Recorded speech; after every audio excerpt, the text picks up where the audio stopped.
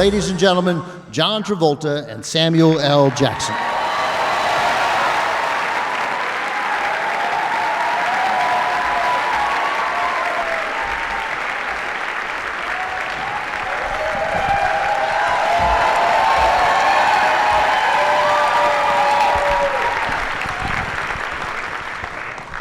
Uma, you're sitting next to me. I'm here. Which, by the way, here. Is really hard for me to imagine that my life has put me next to Uma Thurman. I'll start off with you, but all you guys can jump in at any time. I really want your memories. But what is this like 30 years later, sitting here with all these people? You got 10 cast members here and producers. Describe what this feels like to you. Well, it's a beautiful feeling, and I bet I speak for everyone in saying that tonight I miss one legendary Quentin Tarantino, who's a person who brings us all here together, who changed my life, and I think changed the life of everybody on this stage.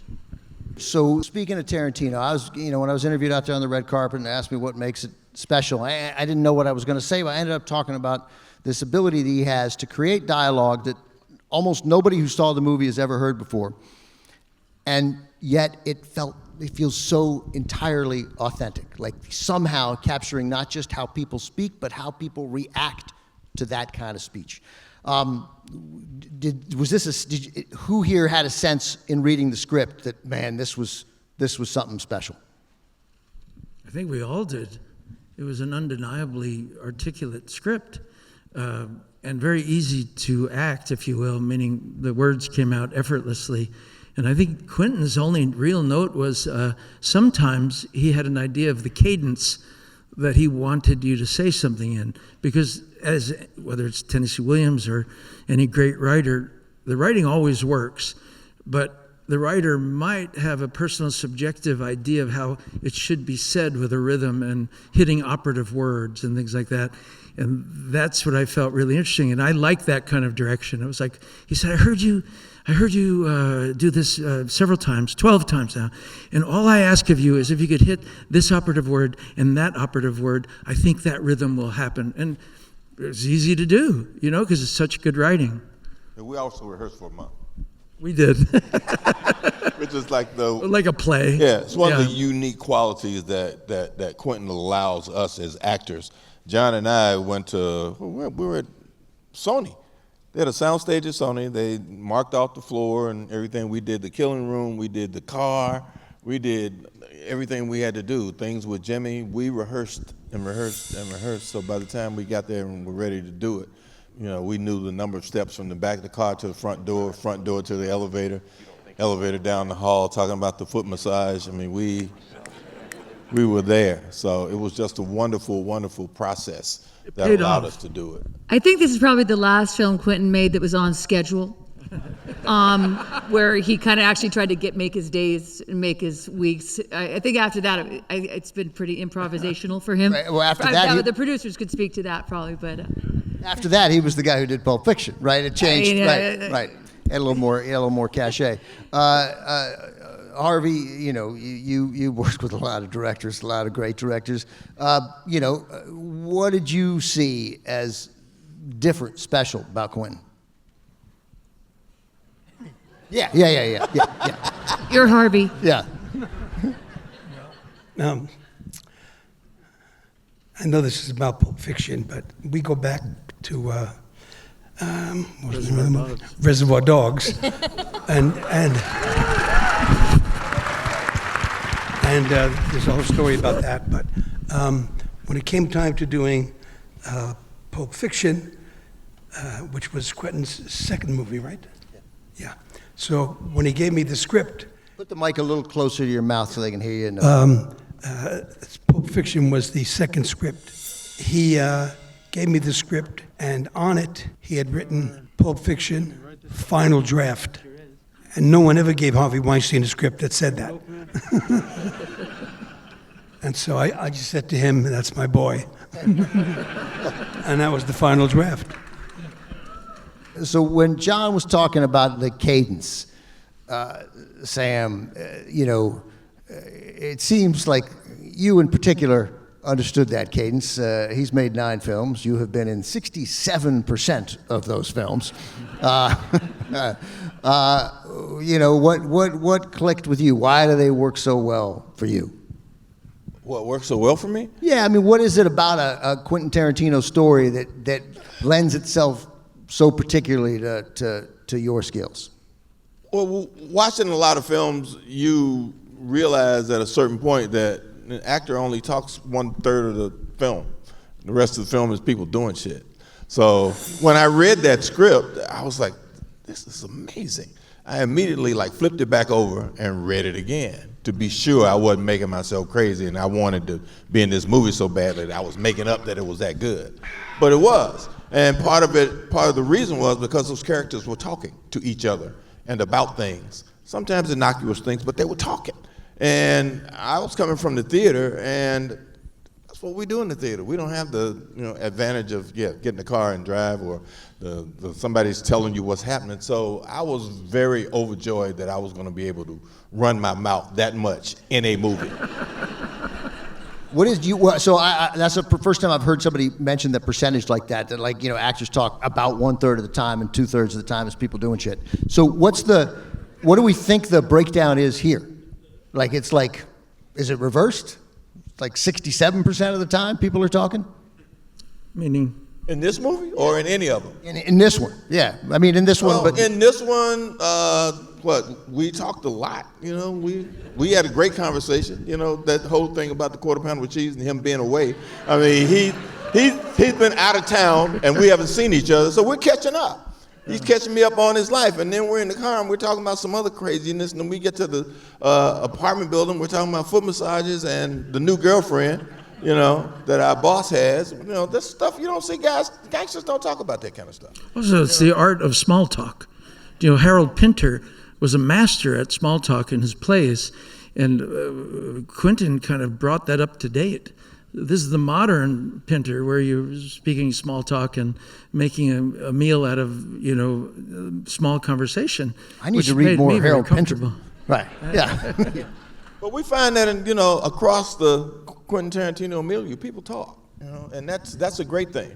And you can't hire actors who don't have personalities to do that. He has a unique talent for finding people that know how to use language, that know how to use their bodies to convey that language, or their voices in different tones or whatever. And we've had a great run doing that. He'll actually, sometimes during rehearsal, he'll actually tell you who that character you're playing would have been if he made that movie in the 50s. Yeah. And you'll sitting there going, I'm Roll Dano? What? So it's that. And you appreciate it if you watch those movies. You appreciate the fact that he even thought of you in the same breath that he thought of those other actors he's talking about. And it makes you want to work harder for him. Is that, was this, when I had you guys up on the stage, on the red carpet out there, you talked about how fun the experience was. And as film fans, and I'm not a filmmaker, if we enjoy a movie the way certainly I enjoyed Pulp Fiction, I want to believe that you guys I want to believe that y'all are best friends. I've gotten over that. I've realized that it's not quite always the case, but I do want to believe that it was fun making this movie, that it was a joyful experience. I get the sense, you guys turned out tonight, and so I get the sense that that's the case. Oh, very, very much so. I mean, it was probably one of the most fun films I've ever gotten to do. Everything about it was new, and we were all there in our little Winnebagas. It was all so kind of authentic and so surprising every day. Yeah, I was sorry I never got to work with you on the film. I was like, well, we talk about her all the time, but I never see her. Then he sees you, and John and I, we shot the diner. The diner scene was the first thing we shot. Oh, I thought it was the. We shot the diner, and was that the first day? I've been telling the press it was something Bruce had to go and do 12 Monkeys, right? And you were going to do something else. Wow. So they had to shoot you guys out. They didn't get back to me and John until we shot that in September. They didn't get back to us till end of November, almost December. Yeah. Before we did the Killing Room, the car, and Jimmy's house, and wow. Harvey. Harvey was the only person that we rehearsed with other than, you know, ourselves and Quentin. So I didn't see Uma at all, but I was always wondering. I was like, what are they doing? I'm off for 2 months and I'm not shooting. I wanted to go to set, see what they were doing, but I found the job. I was cool. Hey, Harvey, you remember your experience first seeing the finished film?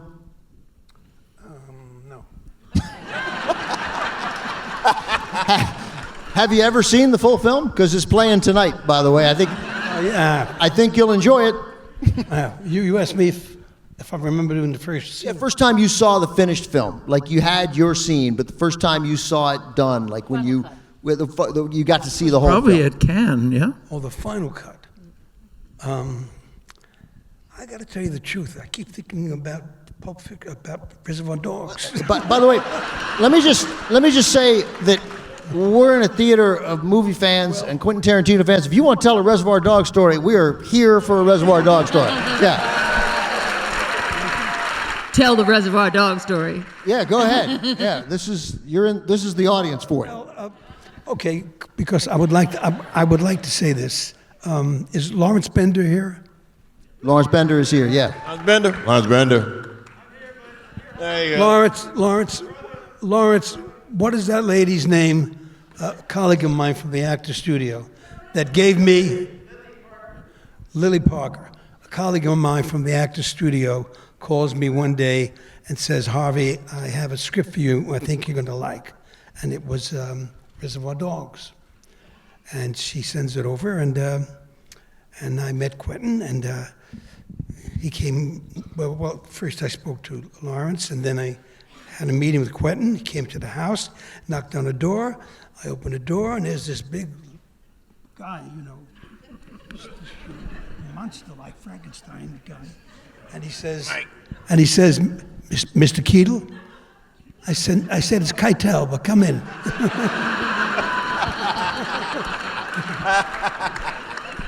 And those were actually the first words that we ever spoke. Mr. Keaton.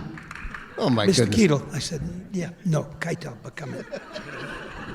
And then a lot of things happened. I mean, he was just such a raw guy from the streets. I'll just say one thing about that is that I asked him because he had never directed any film. And I said, had you ever directed any film before? He said no. I said, do you know of people that are made men? You know, he said no. I said, anybody in your family made men? He said no. I said, well, did you have any relatives that were made men? He said no. I said, well, how'd you come to write this script? He said, I watched movies. And then this is the last thing I'll say about it. And then I invited him to have some food because he had no money and he was hungry. And we started to meet regularly. And the more we met regularly, the more he ate regularly. And at one point, I started putting the fresh food in back of the refrigerator and the stale food in the front. And he ate that stale food as well as he ate the fresh food. And that was the beginning of our meeting. Yeah, well, I mean, but that story. Yeah, I mean, because for the other three people here, this was their first exposure to Quentin Tarantino. That we needed your first exposure to Quentin Tarantino. No, I mean, not really. Say I what? auditioned for Reservoir Dogs. Oh, you auditioned for Reservoir Dogs? I did with Lawrence and Quentin. I couldn't believe how awful that audition was. What did you read for? I couldn't figure out who those people were. I was like, who are these two people I just read with? I auditioned for the guy who tells Tim Roth that story about the dope dealer on the roof, the undercover cop. Oh, yeah. Yeah. And then I saw Quentin at Sundance, and I saw it for the first time. I said, oh my God, the movie was great. It was wonderful. He was like, how'd you like to go get your part? I couldn't believe he remembered me. He said, "Don't worry, I'm writing something." Don't worry. I mean, there's some evidence that he remembered you fondly.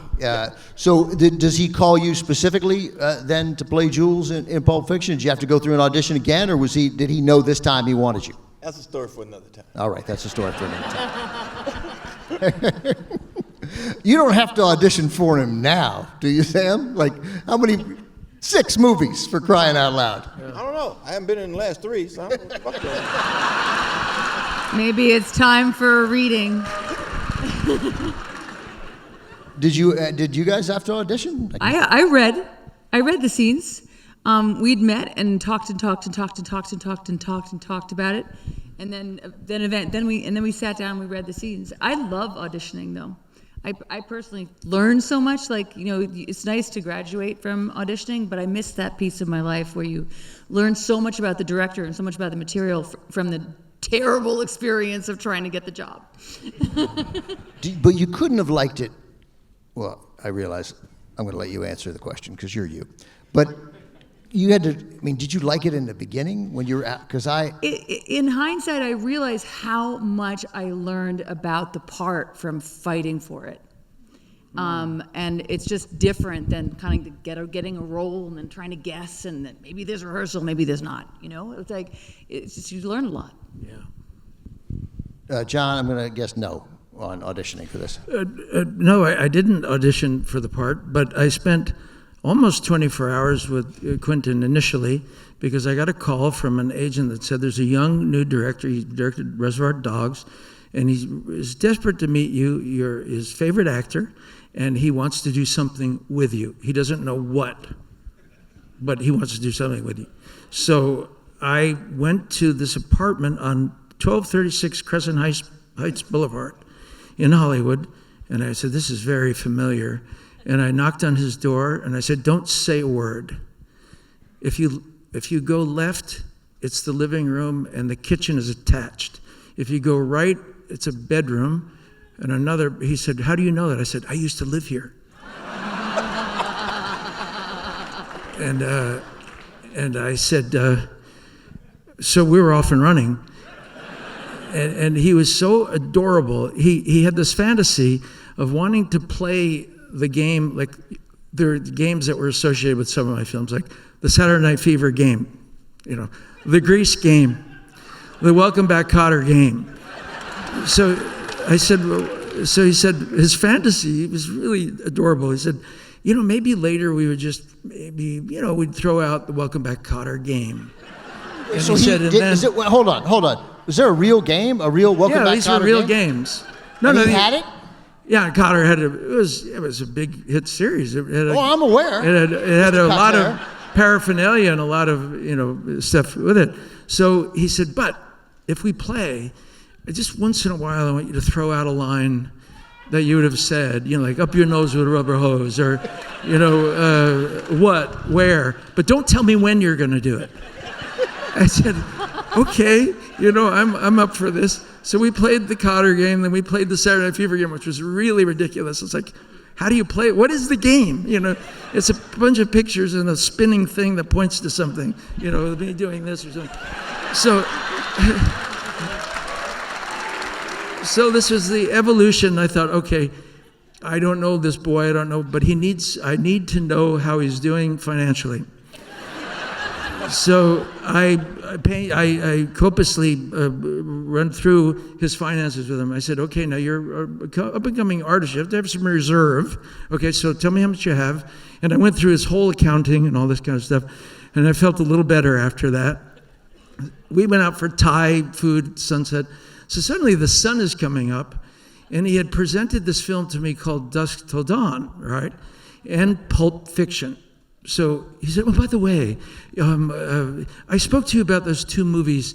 What did you think about The Dusk Till Dawn? I said, Quentin, I'm not a vampire person. I'm not like a blood guy, I said, it's not for me. And he said, well, how did you like the other? I said, that was much better. The Pulp Fiction idea I liked better. He said, okay. And so I go, and a week later, he offered me the role of Vincent. And I said, why? What did you see in me that could convince you that I could play this role?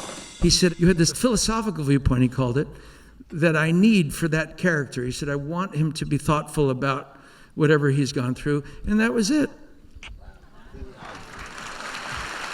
Thank you. I have to tell you, if you want to, I was almost not in the movie, except for Lawrence Bender and Quentin. I had the part, and I couldn't fit into the shooting schedule because I had to be somewhere else. And they changed the date, and then the other place I had to be changed their date again, and I said, I can't make that date either. So they changed the date again, and then I said, listen, fellas, I don't know when I can make it. You should go ahead and cast somebody else because I don't know when I can make it. And Lawrence Bender and Quentin saw to it that they shot on Sunday, which in movie business is unforgivable because it costs so much money. So they shot my scenes on a Sunday. And to tell the truth, why I couldn't be there was I had to be in court. That's great. And the judge didn't care. I think that he gave you the part, Harvey, because how much he loved playing the Mean Streets game, which was very popular with kids. They loved it. So I do want to ask you guys. I host this podcast where one of the things we ask is for people's favorite movie-going moment, the movie-going experience that they just remember, the theater they went to where you were just blown away by something, and I have a bunch of them, but one of them was Die Hard, and I swear I just couldn't believe the time I had. It was with my friends. The audience was electric and alive, and that's where I sort of fell hard for Bruce Willis. It is weird to talk about Pulp Fiction without talking about Bruce, who, John, you had one scene with, and then one very brief scene later. Here in the audience tonight is Bruce's wife, Emma, and one of his daughters, Tallulah. They are here.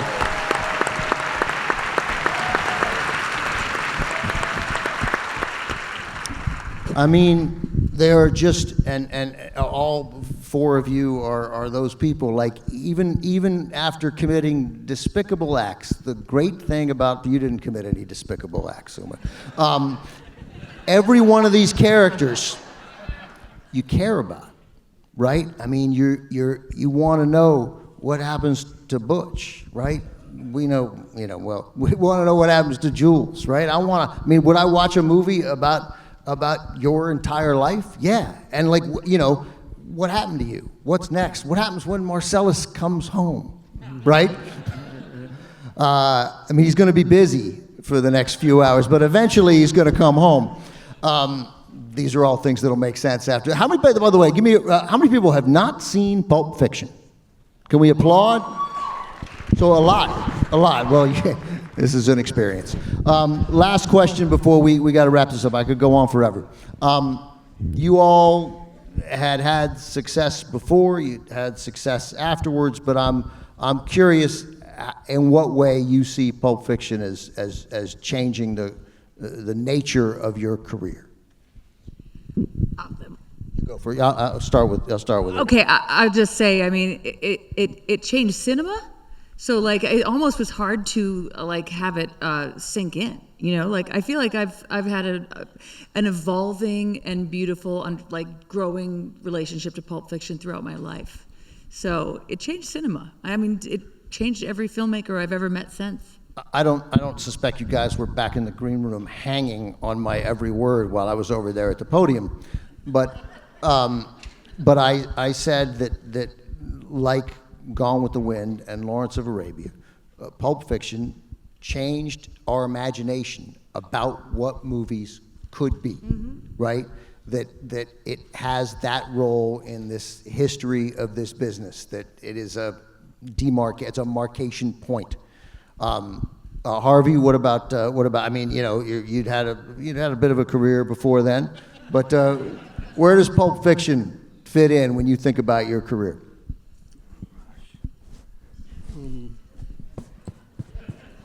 Can we have a drink?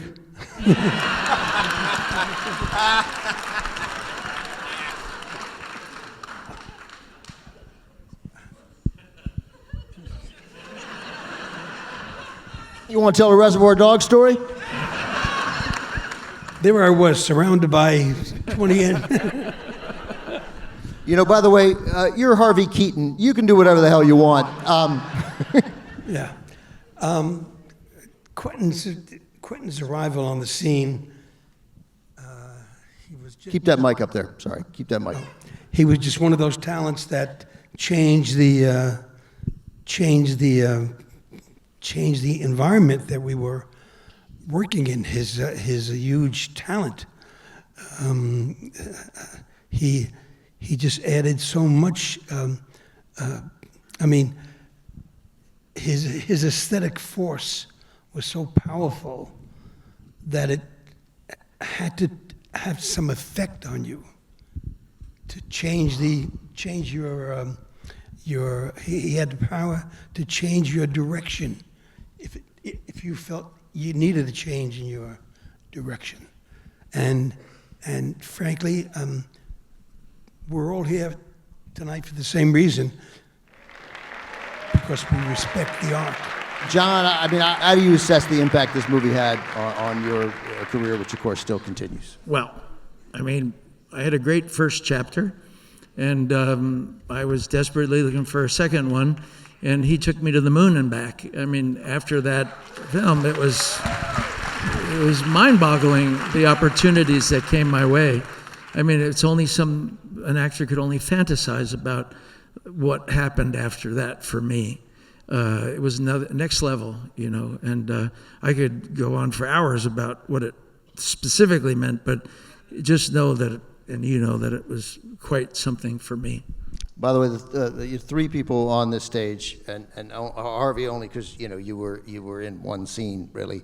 The three people here nominated for Academy Awards for the performances that you're gonna see tonight. Thank you. Sam, I'll wrap this up with you. How did this change things for you? And the answer could be it didn't change anything. I was headed where I was headed anyway, but I'm curious.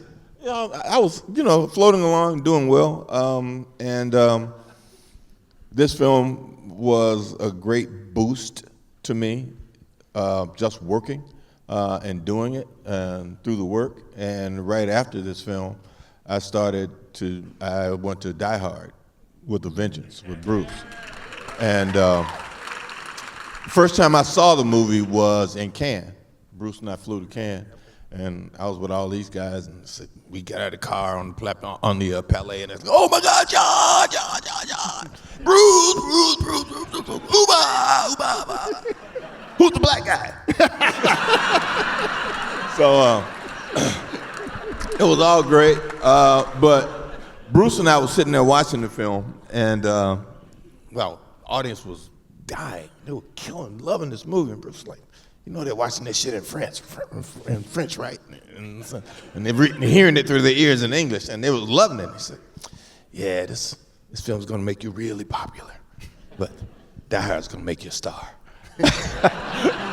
But it changed my life drastically in that I think this was the particular role that all of a sudden people started thinking I was the coolest motherfucker on the planet.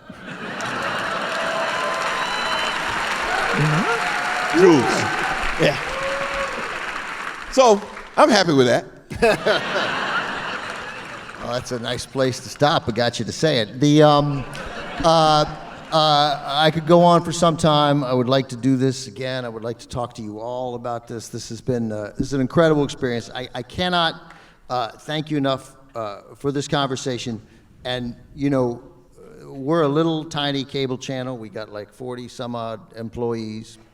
But we got this responsibility of telling and showcasing all these movies from the 30s, 40s, 50s, 60s, 70s, and beyond, and to have people of your talent and magnitude turn out here tonight to support us, I cannot tell you what that means. Thank you, thank you, thank you, thank you, thank you. Sam Jackson, John Travolta, Harvey Keitel, Uma Thurman.